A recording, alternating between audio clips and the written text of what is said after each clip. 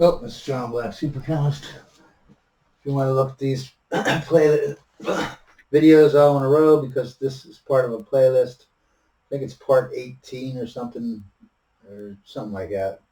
But anyways, the playlist, if you want to watch more in a row, is called All I Know About Submissive Wives / Marriage / Family.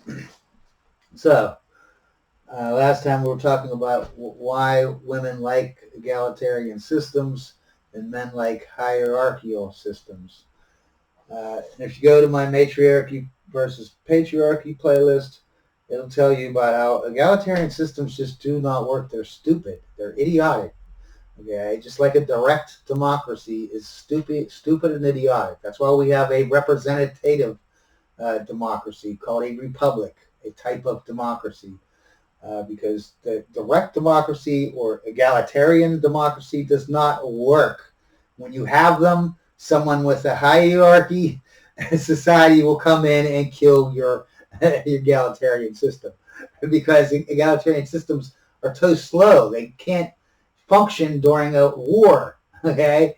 And so the hierarchy countries will know this, because they're not stupid enough to be egalitarian. They just come in and take over.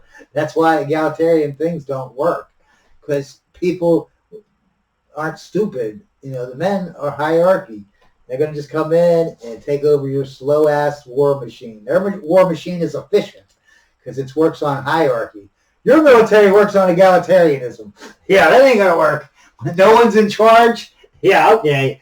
That's literally idiocy, okay? So that's why men and women think differently, is because, and why women kind of act crazy is because they have, just imagine it, if you had two, because everyone knows that they have a good guy and a bad guy in there or whatever, the guy that wants to just smoke pot and whatever, and the guy, you always have an angel and a devil on your shoulder or whatever. Everyone knows that you have an internal fight between yourself to do stuff that's good for you, before you do stuff that's just you want to do for instant gratification.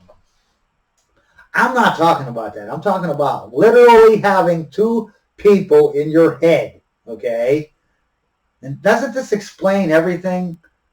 Like why are women, they're going back and forth with stuff and, blah, blah, blah. It's because their hormones are going back and forth, back and forth, back and forth. When they have a period, their hormones, again, are all out of whack. When they go through menopause, their hormones are way out of whack. We used to be able to just say that was just common sense back in the day. Everyone knows that. And what's funny is even these feminazis, if you're friends with them, like, no, obviously not on national TV, they're never going to admit it.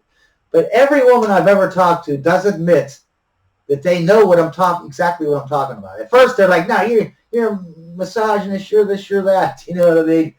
But when we literally sit down and talk about it, especially if you know the person, because then you can just rap off like 30 things where this has happened, where they've gone back and forth on what they are saying. Like one sentence they'll be saying, I know that the sky is green. And then the very next sentence, they're like, no, the sky is blue. I don't know why anyone would say it was green. Anyone who says it's green is stupid. And then in the next sentence, yes, the sky is green. I've always thought that I've always said that. That's you know what I mean? You just name these examples to them. They're like, oh, yeah, I guess you're right. They all know. Everyone knows deep down. You know what I mean? They all admit it, too. Everyone admits it. All the women admit it. They all admit it. Not at first. Some of them do it first. But most, admit it sooner or later, because facts are facts. All you have to do is look at your own life, woman, and you know that it's true. And every woman used to know this. And now, that little 5% of the women that are feminazis, they've infected the rest of them. You know what I mean? So we've learned a lot about about female behavior and why you have to have these roles, okay? If you're not a good leader, you're not a fair leader, they will, your life is over, okay? They force you to be a good leader, because if you don't be a good leader, they won't be a good follower. Okay, they basically just do what you. If you're a good follower, leader, they'll be a good follower. If you're a bad leader, then they will be a bad follower. You could say, well, I got me a woman, and I was a good leader the whole time, and blah, blah, blah, blah, blah, blah. But she just won't let go of these feminazi ideas. See, there's where you just screwed up, okay? You knew that she was a feminazi type person before you got with her. The second you knew that, you should have tested her, right? When you got into a relationship, before even marriage was mentioned, just to get into the relationship, you should have been having questions to ask her to see if she was a feminazi.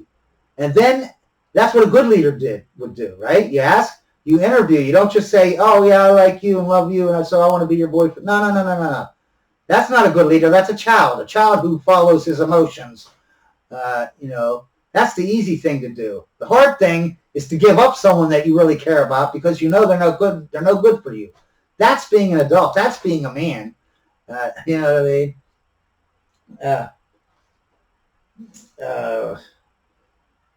I forgot what I was talking about again.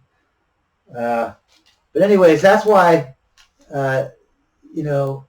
men like hierarchy, women like egalitarian systems. The only thing is that egalitarian systems suck, and they are doomed. Anyone who thinks, if you don't have a leader, then you don't have a follower. And if you don't have leaders and followers, then who's going to lead and who's going to follow? No one's going to do anything except argue, because everyone's going to want their own way. So here's where we're going to skip over to, change gears here, go off of the biology, the caveman stuff that we're talking about here, that make, survival by mechanisms. And I'm going to just go to a couple things, like tips on how to act around women or be around women or whatever, just stupid little tips. Not great, they're not. It's not rocket science here, people. It's not rocket science, for God's sakes, okay? And this goes for women, too. You know what I mean? A woman has that, she doesn't know how to attract a man, okay? She thinks attracting a man is being rich and flaunting her career and her Gucci bag, okay? That's actually a turnoff, okay? That's the worst thing you could do, okay? But here's a thing here for men. Never look away, okay? Like if you are attracted to a woman, let's say you're at Walmart, right? You're in line, the woman looks back and you're checking her out, and then she turns around and now you're looking at each other. You got eye-to-eye contact. Most people will look away. No. If you're a dude and you're attracted to that woman, you don't look away. You make her look away, okay? And that doesn't mean that when she turns around, you're like you're playing a staring game to see who turns. Whereas when she, you know what I mean? You're staring at her, she turns around, you lock eyes, you might go like, give her a nod or and smile or whatever, that type of thing, to let her know that you aren't turning away. You are not a wuss. You are a man. You are a leader. You're not afraid of anything, okay? That's number one step, is just when you do lock eyes with a woman, if you're not interested, then look away. But if you're interested, do not look away. Give her, just give her a smile. Give her a smile and nod, or nod, smile at the same time, and she see what she does. If she looks away, and then she's kind of like, you can tell if a woman is whatever at that point. Okay. Direct eye contact. And that doesn't mean stare at them the whole time in their eyes, man. It means give it, probably, let me see here. Probably 2/3 of the time, maybe half of the time, you should be staring straight at her eyes. You know what I mean? To let her know that you are, interested in what she's saying. You know what I mean? Even if you're not.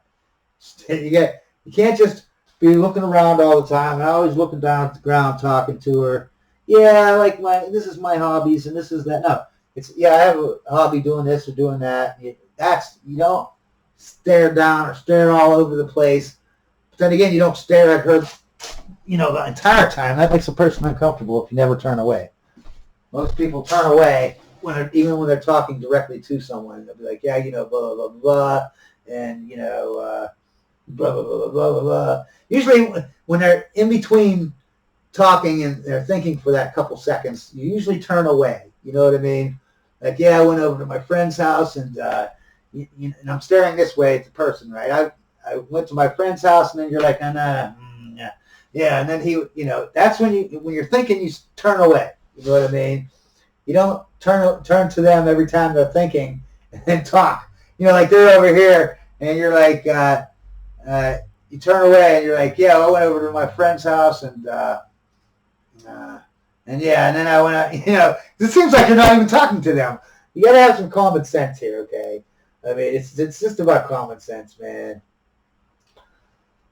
Another thing is never apologize.